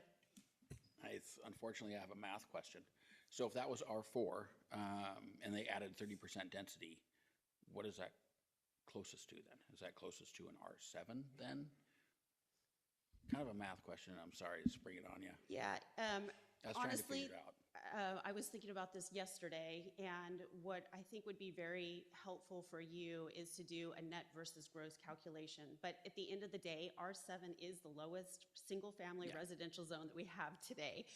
So I can do the number crunching for you, but when you're looking at your policies, this is what we have.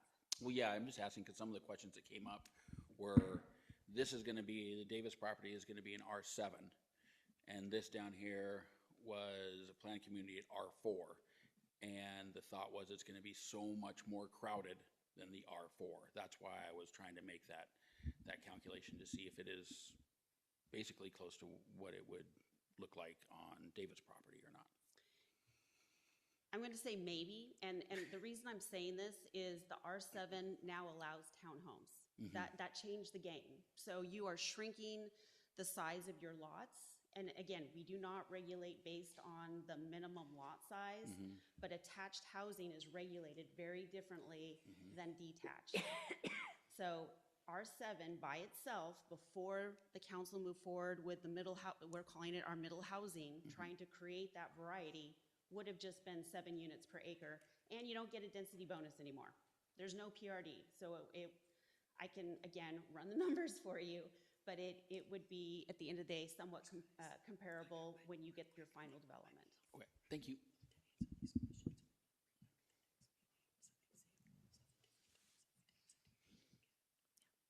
Councilmember Walker. Thank you. So on that question, Mainview and Eaglemont, though now, or it may have at some point had a designation of R4 because we had the PRD framework, the Planned Residential Development Framework at the time, it effectively was built under a R7.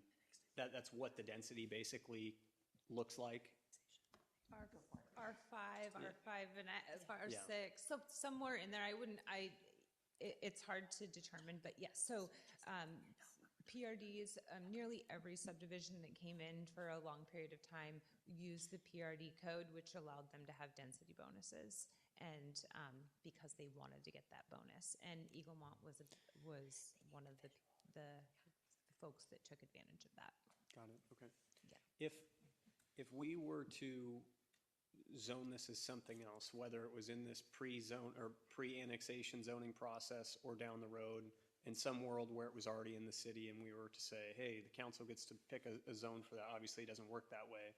The other alternatives besides residential, they're parks and open space, agricultural or open space, or can you kind of recap what those other options would be? Yeah, and So we have, I'll just go through the different zones that we have that I can think of off the top of my Perfect. head. So there's the park zone. So parks are intended for open space for publicly owned land. And so this is not. We do have the limited open space zone. That's 1 unit for every 5 acres. And that is intended, in its own purpose statement, it's intended for heavily encumbered lands with critical areas. And this is not. This is, I would say, more typical of other properties that develop in the city. Then you could go to R15, which is more dense. Mixed use, which 24-ish units per acre plus a commercial component if they would like to add that in. It's not required. Multifamily is 25 units per acre. Commercial, industrial, yeah. Okay. Yeah. I want to temper this a little bit, though. When you're looking outside the box, you have to think about your comprehensive plan. You just adopted that in 2024. So if you want to look at this wide range of zones, you need to look at your future land use map. In addition to that, you also have to look at the targets that we agreed to with Snohomish County, which is people, jobs, and housing. So it's not just, I want to paint this a different color because I don't want so much density. We have all these other obligations that brought us to the comp plan that you adopted in, well, yeah, you were here, in December of 2024. And that led us down the path to the citywide rezone that happened in 2025. So I want to be clear, when you're looking at all of the possibilities, it's not as simple as I would like to look at something else because we do have obligations. And if you choose to do something that's not residential, where are those people going to go? Because we'll have to have that conversation at some point. Yeah, I understand that completely. I guess I'm thinking out loud, wrapping my head around what this where we're at in the conversation right now, and it's basically to say that if this is going to be something along the lines of residential in the future, and we're not planning on doing an industrial center up there or a retail area up there, it's probably going to be residential.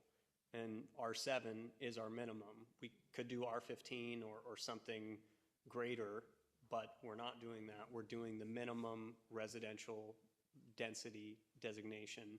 And this is still the beginning of the conversation process for the council, correct? So I'm not, in watching this conversation proceed to future meetings, a decision's not being made on the zoning already in this meeting, let alone the actual annexation. It's a totally different item.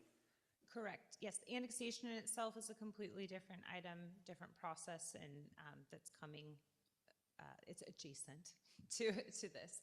And you're correct. There will be 3 more opportunities. So there'll be 2 public hearings before City Council on the topic, and then adopting resolution ordinance. Well, yeah, the pre-annexation zoning has to be adopted by ordinance. So 3 opportunities. Yeah. Okay, got it. And again, that's adjacent to, you're not making a decision on the annexation. It's just the zoning. And again, we have already established pre-zoning for the rest of our urban growth area. That was done in 2019, or excuse me, yeah, it's done in 2019, and it followed your 2015 comprehensive plan update. So you do your comp plan, you do your zoning, and then you also try to figure out what you're going to do in your urban growth area, because you made a lot of assumptions on what's going to happen there in order to implement your comprehensive plan. And so this is the same process. It's just a little bit different because we also have an annexation going on in the midst of all of it. Got it. And then, sorry, my last question, considering the gross and the net, the split between the 2 of them, when you look at the actual buildable land on this lot and you take out those critical areas, that substantially reduces the idea of the amount of residential units that could be built there compared to what the zoning would allow for, right? So though it's R7, is it 60 acres or 23 acres? 23. Yeah, sorry, 23 acres. though the zoning might be R7, it could be at a density that's a lot less than that number might imply. I That's- guess is, again, thinking out loud, sorry. Yes, correct. So R7 for detached single family, that's the maximum that they can get.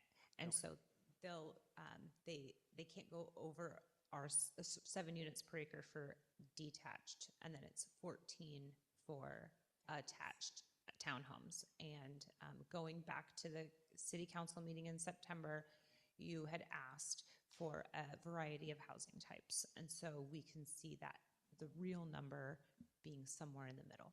Okay, and, all right, got it. I will park my questions there because, again, obviously, we've got like 4 more meetings on the pre-designation. Okay, so thank you. I appreciate the presentation. Thank you. Thank you.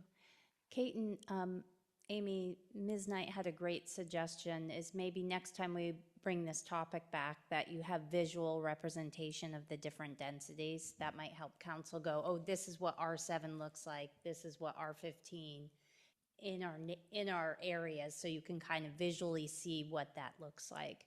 That might help. Any other questions tonight on this? Councilmember Hanford? Thank you, Mayor. So could you just summarize, you're looking for consensus, you're looking for a motion? No. Nope. Just an introduction tonight. Thank you. Yep. We're looking to come back with public hearing sometime in the near future. So we're just looking for any concerns. Yep. And there'll be 2 public hearings in the future. Okay, well, thank you so much, you guys, for all your work on that. Next item is councilmember reports. Councilmember Walker, would you like to start? Mayor, can you come back to me? Definitely, no problem. Councilmember Fisher. Come on, you're ready. Gosh, I'm just so busy trying to get back to emails that we get through the city email. And then Council Member Blair did a trash pickup with me through Al Borland. And man, I tell you, we worked like rented mules. It was pouring down rain. She's a trooper. We were super muddy, and she was awesome help. And just for the record, Councilmember Fulcher and Beaumont have also done this with me. And then you two down at the end, we did some stuff around your guys' houses as well. Yeah. So that's about all I have right Great. now. I think what did we get? 9 bags? Wow, 9 big bags. awesome. Thank you. Councilmember Blair. I'm trying to recall, we didn't have a meeting last week, so the PSRC event that we went to, we Yes. haven't talked about yet, right? Right. So Puget Sound Regional Council had a event for newly electeds, and one of the things I really, really liked about their presentations was this idea to remind everyone that there is this regional plan and that we are following it. And one of the numbers that they gave that I thought was really cool was 65% of our growth that we are getting, like that's planned, is going to the high commute, sorry, what's the HCT? High capacity transit cities. Yep. So like Linwood, Everett, and I do see that. I see a lot of building going there. So sometimes when we feel like there's a lot of growth here, we're actually not being required to take on as much growth as those high-capacity transit cities. And it's just really nice to know that there's a group of people who are looking for everyone's best interest and kind of helping guide us. And like they made an analogy that we didn't have the Space Needle for no reason. So at that time, we were already had aerospace and things here, and if they leaned into that and kind of gave us our theme. And so that was one of the things that they said I thought was pretty cool. I also had gotten there on the transit for the first time. Mayor Cutterbeck showed me the way on how to do that, and it felt so modern and cool. And yeah, I will definitely do that again now that someone has shown me the way. So thanks. We're going to get you an Orca card next. Councilmember Hanford. Oh, Do you have something else, Councilmember Blair? I forgot where we've been. I went to, there was an Arts Council event here at the Performing Arts Center, Wagner Center. There was beautiful dance from different cultures. We're just very lucky to have such an active arts council, and anyone, if you get an opportunity, show up to one of those. It was very, very cool. Great, thank you. Councilmember Hanford. Thank you, Mayor. Was invited to attend as a guest the Ramadan celebration last week. And so attended that with Councilmember Blair, my wife, and Councilmember Beaumont. And Councilmember Beaumont did a great job addressing. As we knew she would. Oh, yes. That's all. Thanks. Thank you. Councilmember Beaumont.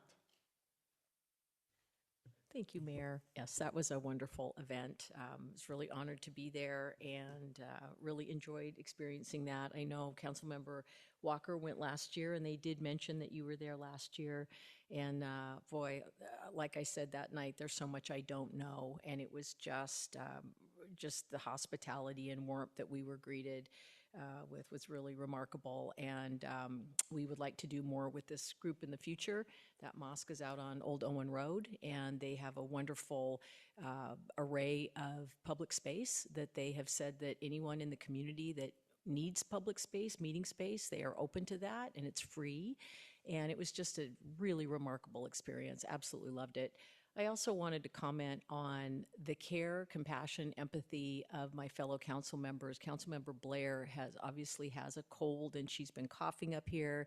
I watched Councilmember Hanford get some throat lozenges out for her. I watched Councilmember Fisher go down and get her a bottle of water. And the care that everyone shows here is really remarkable. Absolutely love that. And just wanted to thank Teresa Willard, who is still here in Chambers, for her commitment to America 250. And I think you all could see Lorraine Ralston is really enthusiastic about her job, and really looking forward to some of the initiatives that we are undertaking this year to celebrate. Looking forward to planning with everybody. And last but not least, substitute taught at the high school today, and just so impressed with the kids at Monroe High School. And they're smart, they are engaged. We started each period by watching CNN 10, which is a news program of current events, and talked about the war in Iran, and talked about all sorts of interesting things, and it just gives me hope for a bright future for our community. Thank you. Great. Councilmember Walker, are you ready? Councilmember Fulcher.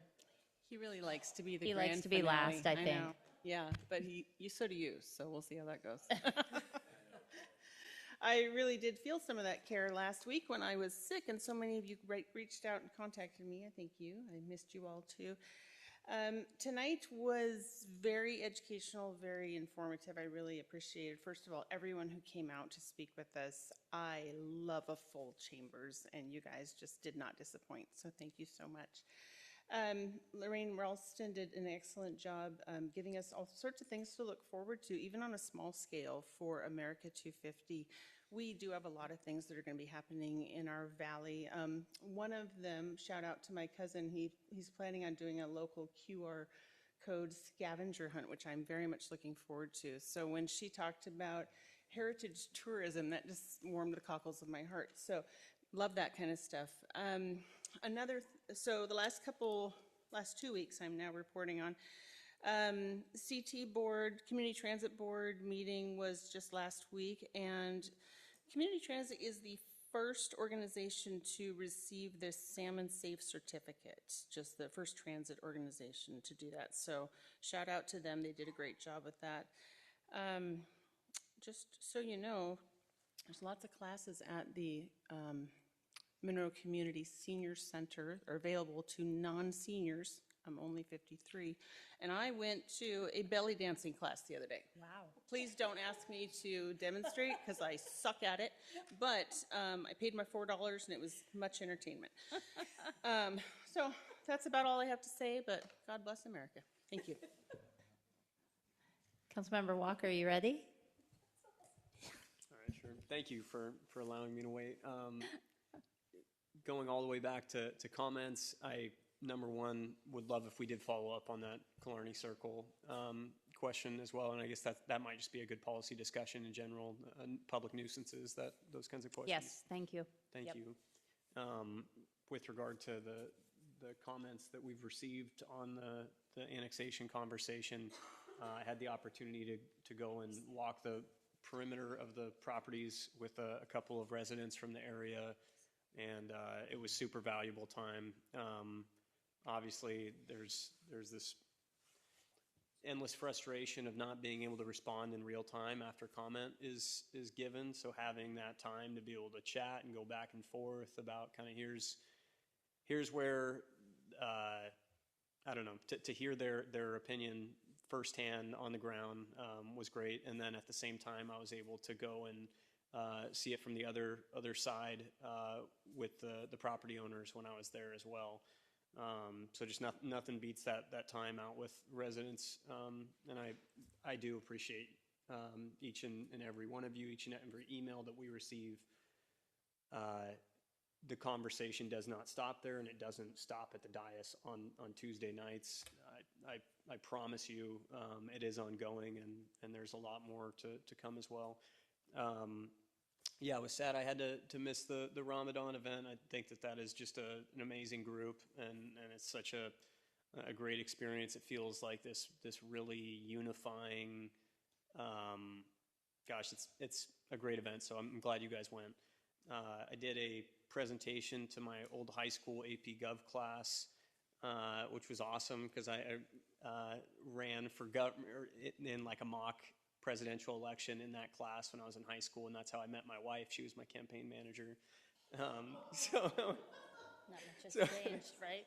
Yes. Don't tell HR.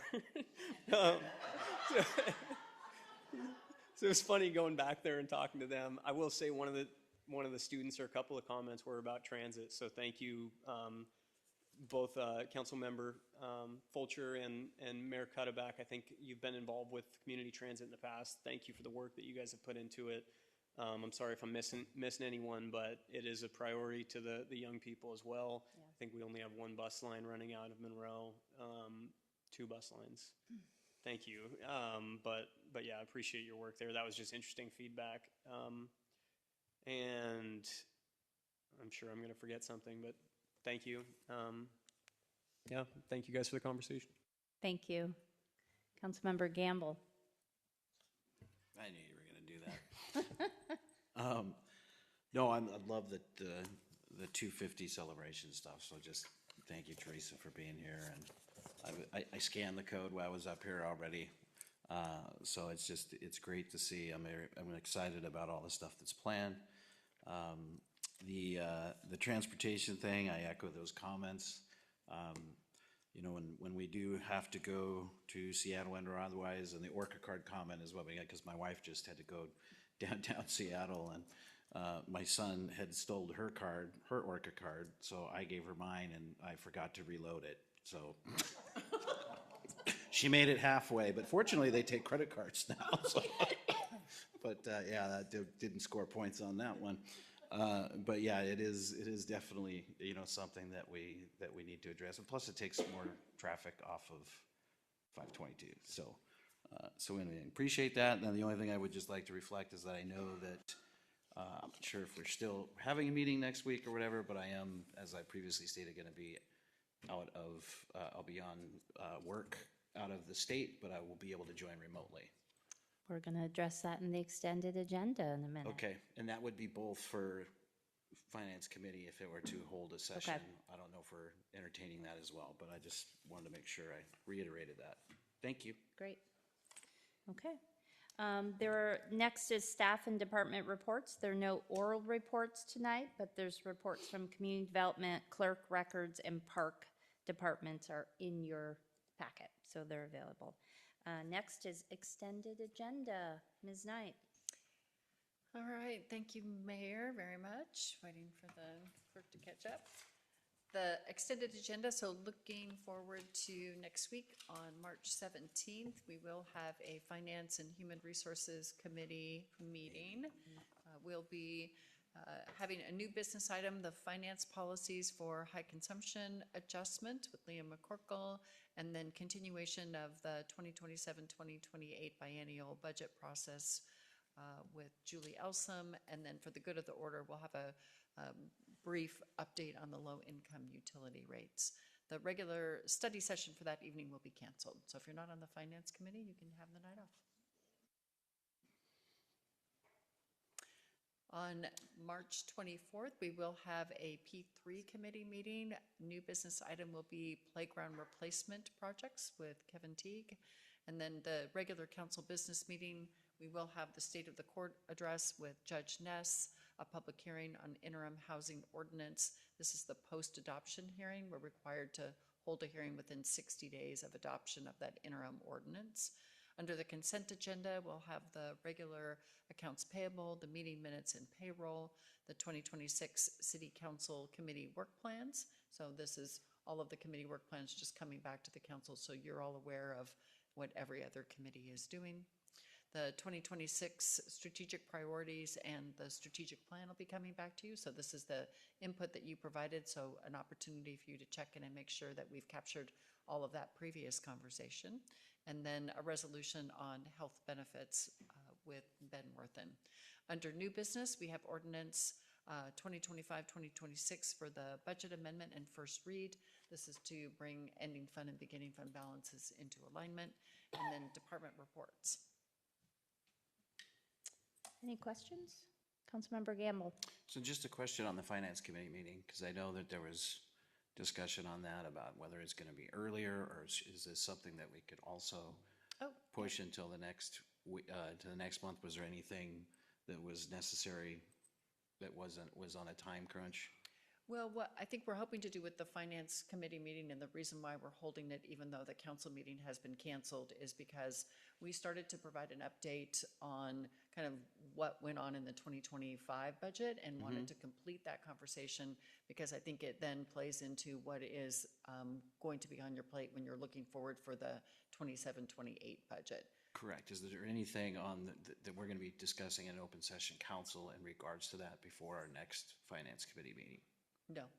So you'll have your finance committee meeting next week, and I think go ahead. Maybe what I I'm saying misunderstood. is that, because I get what you're saying, right? But that's also for us in prep for when it comes to full council, at least that's typically how we go about it. Yes, exactly. So if there's nothing in between that we would be considering in full council associated to that topic, is there any reason why we wouldn't just push it till the next finance committee meeting? I think we want to make sure that you have as much information as possible as the finance committee going into those conversations with council. I guess I'm still, maybe you can Do we have translate, I'm do we sorry. have a committee meeting on the 31st? We do have a council. I know we're starting early for that. We don't. Okay. Are you trying to attend the meeting? I'm just saying, there was two things, because we were talking. There was, hey, can we do it earlier since we don't have a council meeting? Yes. The question I was asked is, I totally understand what you're saying, and that's what committees are for. But if we're not going to be discussing that topic until after even the next finance committee meeting, is there any reason why you wouldn't just have that topic in the next finance committee meeting? Because I think we're building every committee meeting will have more than enough information. So if we delay this, then we'll have to delay then the topic that is scheduled for May. So we're trying to build upon every month having something come forward to you. Otherwise, we run out of time at the finance committee meetings to get to the things that we need to get to. Is that?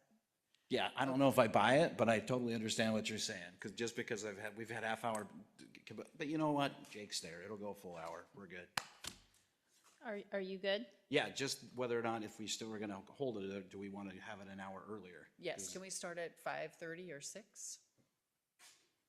5:30? And we have the online option, correct? Yes, we Okay. will have an online option. 5:30, everybody's good? 5:30? Yeah. Councilmember Fisher, did you have a comment, question? Raise your flag. Okay, so finance committee meeting starts at 5:30. That will be updated Yes, my least effective next week. All right. All right.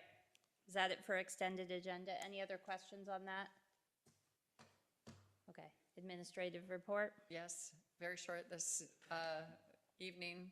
Save the date. The short course on local planning, as mentioned, is on March 31st. The public is welcome to attend. So I would encourage anybody who is interested in learning more about how land use works. This actually is going to be a presentation from the Department of Commerce. So you get a very big picture overview of the planning process and land use from the Department of Commerce perspective. So it'll be a joint meeting with the City Council and the Planning Commission.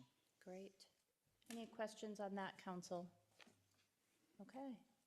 Next up is Mayor's report. So love hearing about the America's 250. Thank you, Teresa Willard, for attending. And if you haven't had a chance, look at our webpage that Katie Darrow has put up, and it's all that the city is doing for America's 250, and it'll be evolving as things get added on. So thank you, Councilmember Beaumont, for your advocacy for that. I think we've got a good plan, and different community members, organizations, nonprofits are coming together to offer something, so that's great. Met with the community service officers. We had a meeting, I think last week, and I just want to share this. This is hot off the presses, and it is a business crime prevention program that they offer for businesses, so please take a look at this. They will actually go into your business and look at an environmental design to make sure you have the right lighting and what can you change to make your business more safe. So really appreciate our CSOs. They do a great job. They take it very seriously. They're out and about with the public, and it's just a great service that we offer. So just really appreciate them. I had a great meeting at the Fair Park last week with Mike Olson. Wonderful. They're wonderful partners. I'm really excited and looking forward to where we're going to expand that partnership, work together. But it was a great meeting, and they want to be more involved in with the chamber, with the city, and how we co-market and collaborate together in the future. So really happy about that. Went to the training, the PSRC, so thank you, Councilmember Blair. It was a great training. I emailed all the council members, I believe, the PowerPoint that they shared. Totally agree with everything Councilmember Blair said, and looking forward to your participation, Councilmember Walker, on the executive committee and how we can tie that. So I'd be really interested in reports that you bring back for that for the rest of the council. So just really excited for your leadership on there. Met with Councilmember Nate Nearing from County Council, and we had a really great discussion about economic development for Monroe, and he's incredibly supportive and has already got me in contact with the person who does economic development for the county, who just submitted letters of support for our project for the festival lot. So just really important that we're out there talking about what Monroe has to offer and how we can connect people to it. And then lastly, boards and commissions. I really appreciate Liam and all the directors. We're filling those spots. Park Board should probably be filled here pretty soon. EDAB is going to be filled. We actually have more people interested than we have spots right now, which is really great for those committees. We have one planning commission vacancy, so looking for that, but we obviously have a quorum in their meeting.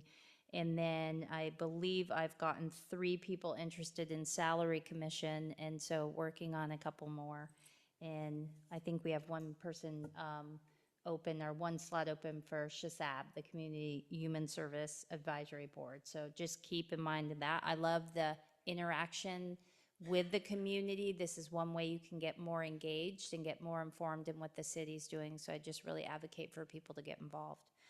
That's it for tonight. Let's see. What do we have? There's no, oh, you're ready to go. Look at that. You just kind of moved back. There's no need for a second executive session this evening, so there being no further business and objections, the meeting will be adjourned.